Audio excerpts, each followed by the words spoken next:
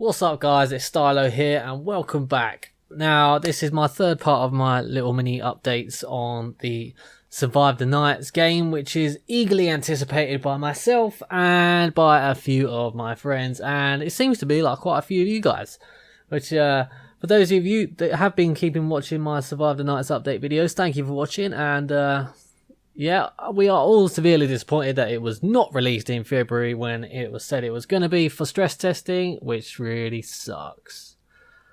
But have no fear, there is reasons behind it. Generally, the main reason at the moment seems to be that obviously they did change to the Unity engine, which is, it seems, I'm not saying that they are totally noobs at this, but it seems that the developers haven't really used it before and they're still sort of learning as they're going, sort of thing. It seems like it's I get the impression that's what it is.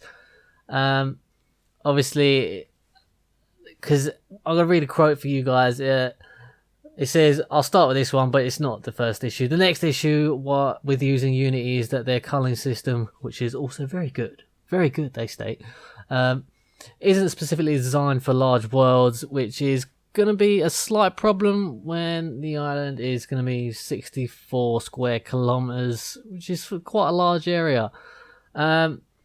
Obviously, the more things they add are going to affect more and more on the performance. So what they've done, instead of it like rendering in the whole sort of world at once, or culling the world at once, whatever you want to call it, they're sort of breaking it down into little sections. So when you're in, say, section 1, you're only going to get the really good detail in section 1. Obviously, you will still be seeing things in other sectors if you're looking over a long distance, but obviously they're not going to be as great detail, which is fair enough.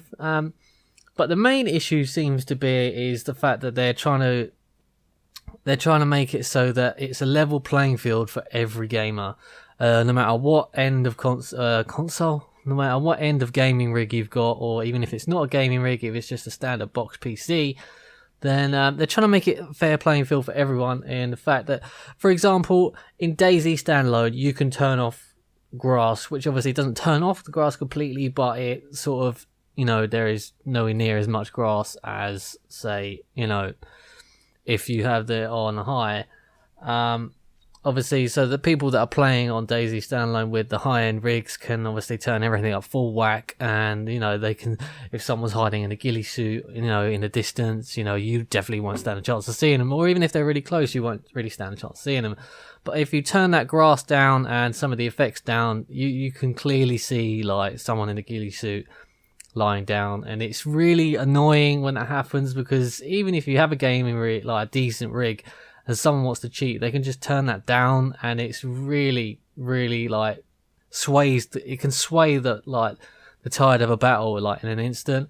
But on this, they're trying to make it so even if you have a low-end rig and you turn the settings down, or even if you have a high-end rig and you want to turn the settings down to try and cheat, it's not actually going to do that. All it's really going to do is affect the texture detail. So you're still, if you turn it down, you're still going to see the grass. It's just not going to be as great as detail.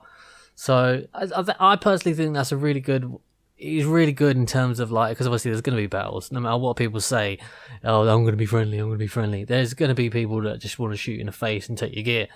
So but that seems to be the main issue. Obviously, and the thing that seems to be a thing that comes to mind is that they're trying to make this run as smoothly as possible before they release anything, which is fair enough considering some of the early access games that we've had through Steam, like, not naming any, but Stomping Land.